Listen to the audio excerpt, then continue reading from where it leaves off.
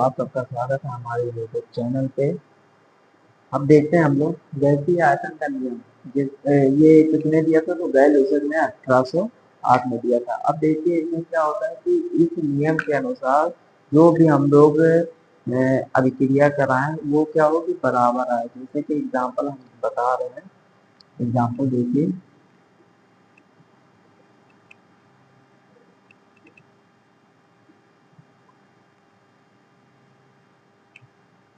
ये क्या है? ये हाइड्रोजन और ये क्लोरीन है, तो यहाँ पे क्या बन जाएगा? HCl। अब यहाँ पे ये कितना है? एक है, और ये भी एक है, और यहाँ पे दो आ गए।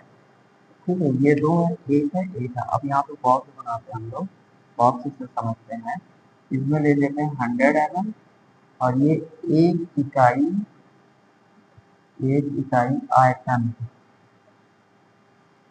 अब यहाँ पे एक और ले लेते हैं, बस 100 ml, एक इकाई आयतन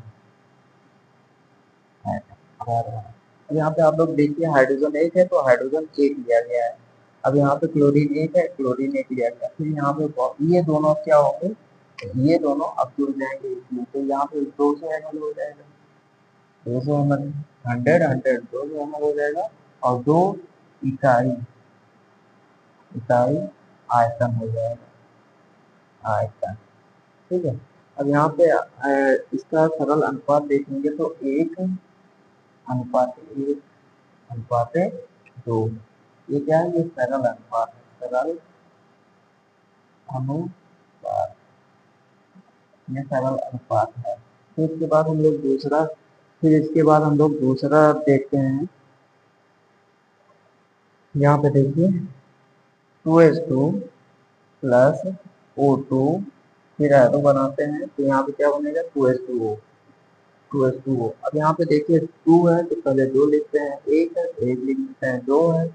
अब यहाँ पे क्या होगा? बॉक्स बनाएंगे। ठीक है, यहाँ पे 200 ml ले लो, फिर यहाँ पे 100 ml ले लो। अब यहाँ पे ये दोनों क्या होंगे कि जुड़ जाएंगे, ये दोनों जुड़ जाएंगे, यानी कि नहीं सॉरी, यहाँ पे ये कितना है? 200, और ये क्या है? 100, तो यहाँ पे भी 200 ml रहेगा, 200 ml। ठीक है, फिर अब आगे देखते हैं, इसका अनुपात क्या आएगा? 2:1:2, इसका ये अनुपात है। ठीक है, अब इसमें पढ़िए, इस नियम के अनुसार प्रयोग किए गए गए यानी कि ये हम लोग प्रयोग किए हैं, उत्पन्न किए गए, उत्पन्न हुआ है गैसों के आयतन, यानी कि इसका आयतन जब ताप व दाब की समान परिस्थिति रहे, यानी कि ताप और दाब दोनों क्या रहे? समान रहे, फिर इसको मापा जाए, तो ये सरल अनुपात का नियम रहता है। यानी कि जब इन दोनों को हम लोग रिएक्शन करवाएंगे, फिर इसको हम मापते हैं कि ये कितना है, तो ये दोनों क्या रहेंगे? इसी के बराबर रहेंगे, ये दोनों लास्ट वाले के बराबर रहेंगे। अब यहाँ पे देखिए कि इसमें हम लोग क्वेश्चन दिया अभिक्रिया H2 plus Cl2 equal to क्या होगा? 2HCl। ये सब क्या है? गैस। अब इसमें क्या निकालना है? देखिए H2 प्लस Cl2 2HCl के यदि 40 ml हाइड्रोजन, यानी कि 40 ml हाइड्रोजन है, क्लोरीन भी 40, क्लोरीन को पूर्ण रूप से क्रिया करती है, यानी कि क्लोरीन के साथ जुड़ती है। क्लोरीन का आवश्यक आयतन तथा बने हुए HCl का आयतन ज्ञात कीजिए। तो H2 तो 40 ml है, Cl2 और HCl निकालना है। फिर यहाँ पे हम लोग देखते हैं H2, H2 क्या होता है? एक है, तो यहाँ पे एक इकाई, इकाई आयतन हो जाएगा, और ये भी क्या है? एक, एक इकाई आयतन, एक इकाई आयतन। ये कितना है? ये तो दो है, तो यहाँ पे दो इकाई आयतन, आयतन। फिर इसके बाद क्या होता है कि हाइड्रोजन कितने हैं? हाइड्रोजन एक है तो 1 ml हो जाएगा, और क्लोरीन एक है तो 1 ml हो जाएगा, और 2HCl यानी कि ये दो है तो दो हो जाएगा। अब यहाँ पे देखते हैं H2 यहाँ पे कितना है, 1 है, तो यहाँ पे H2 हो जाएगा 40 ml H2 और फिर प्लस 40 ml Cl2। फिर यहाँ पे ये दोनों जब जुड़ेंगे तो कितना बन जाएगा, 80 ml HCl। ये होता है इसका पहला क्वेश्चन था जो कि हमने सॉल्व करा, H2 plus Cl2 to HCl। यहाँ पे क्या निकालना था, आयतन ज्ञात करना था, जो कि हमने इसको सॉल्व कर दिया। H2 कितना है, 1 है, 1 इकाई आयतन, Cl2 1 इकाई आयतन, 2HCl 2 इकाई आयतन। ये 1 ml है, हाइड्रोजन 1 ml है, Cl2 क्लोरीन 1 ml है और HCl 2 ml है। तो 40 इसका हाइड्रोजन का 40 और 40 क्लोरीन का, तो दोनों जुड़ेंगे तो HCl यानी कि 80 बन जाएगा। HCl 80 बन जाएगा। इसके तो हम लोग देखते हैं मोल संकल्पना। मोल संकल्पना क्या है, तो मोल संकल्पना ये होता है कि जैसे कि 1 दर्जन केला ले लो तो वो होता है 1 मोल के बराबर। जैसे कि 1 मोल हाइड्रोजन इक्वल टू होता है 6.02 इंटू 10⁻23 हाइड्रोजन परमाणु 1 GM। अब यहाँ पे हम लोग लेते हैं 1 मोल H2, तो इसका भी क्या रहेगा, 6.02 इंटू 10⁻23 H2 परमाणु परमाणु 1। अब आगे देखते हैं, फिर यहाँ पे मोल एक मोल लेते हैं ऑक्सीजन का, तो ऑक्सीजन के क्या होगा, 6.02 इंटू 10⁻23 ऑक्सीजन परमाणु परमाणु। अब यहाँ पे ऑक्सीजन कितना होता है, 32, तो ऑक्सीजन का होता है 16, तो 16 हो जाएगा GM ऑक्सीजन। फिर और लेते हैं हाइड्रोजन का, लेते हैं ऑक्सीजन 6.02 इंटू 10⁻23 O2 परमाणु परमाणु। अब यहाँ पे ऑक्सीजन कितने हैं, 2 हैं, 16 दूना 32 हो जाएगा, 32 है GMO2। फिर आगे देखते हैं, 1 मोल H2O लेते हैं, 6.02 इंटू 10⁻23 H2O परमाणु। अब याद रखिए कि एक ऑक्सीजन का होता है 16, तो और एक ऑक्सीजन का 16 होगा द्रव्यमान और हाइड्रोजन 2 है, तो यहाँ पे कितना हो जाएगा, 16 तो 18 H2O। फिर इसके बाद आता है F सल्फर।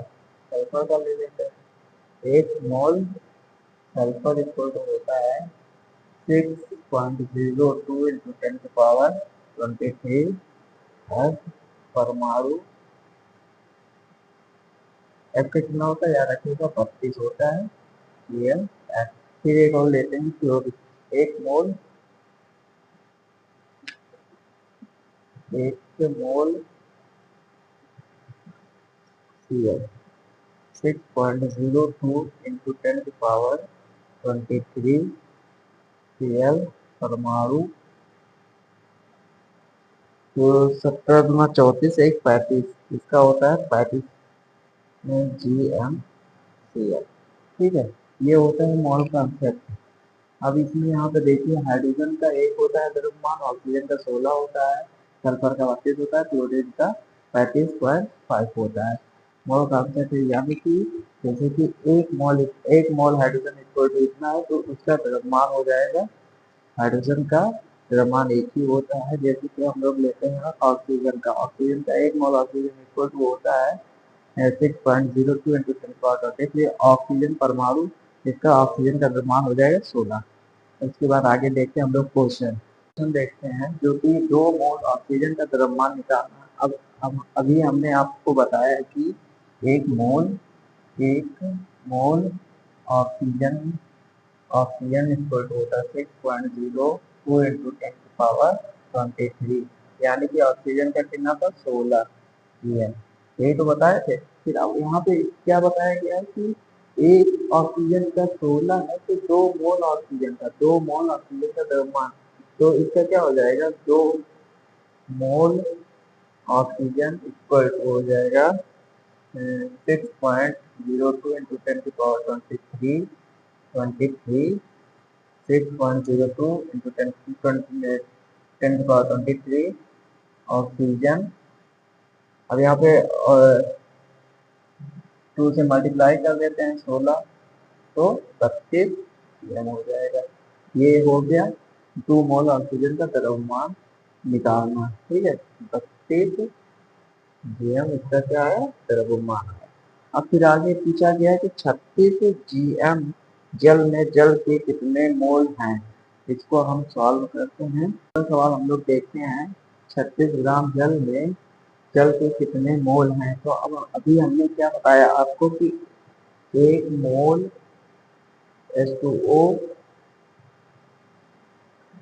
6.02 इंटू 10 की पावर 23, यानी कि हाइड्रोजन में कितने बताते हैं, हाइड्रोजन का 2 होता है प्लस 16, ऑक्सीजन का 16, तो 28 का हो जाएगा। ठीक है, तो इसके बाद हम लोग देखते हैं 36 जल 36 जीएम जल। ठीक है, फिर यहाँ पे क्या होगा 36 जीएम जल, और फिर यहाँ पे आएगा मोल निकालना है, मोल जल निकालना है। फिर अब आगे देखते हैं तो इसके 18 जल का एक है, यानी कि H2O का कितना होता है 18 जीएम। ठीक है, मोल। फिर यहाँ पे क्या होगा कि एक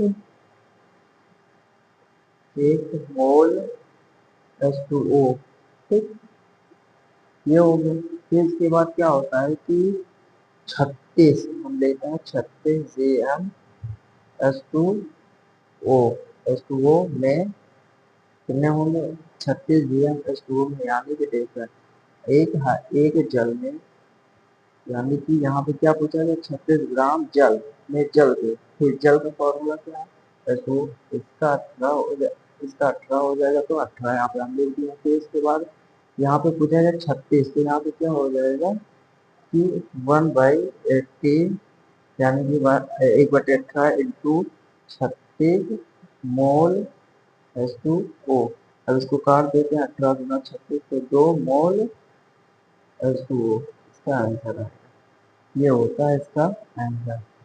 यहाँ पे क्या है कि H2O जल का क्या था, डायरेक्ट भी कर सकते हैं अगर आप करना चाहें तो। H2 पहले तो जल का निकालिए मोल। दूसरा क्वेश्चन देखते हैं 4 जीएम H2 में H2 के मोल बताइए। पहले तो H2 का मोल हम लोग निकालते हैं। एक मोल क्या होता है, एक मोल H2 का H2 इक्वल टू 6.02 इंटू 10 की पावर 23 H2, यहाँ पे लिख दे रहे हैं 2 GM H2। ठीक है, तो 2 था, तो यहाँ पे लिखा है कि 4 GM H2। तो यहाँ पे क्या हो जाएगा कि पहले तो हाइड्रोजन का लेकर 2 GM H2, तो यहाँ पे हो जाएगा 1 मोल H2।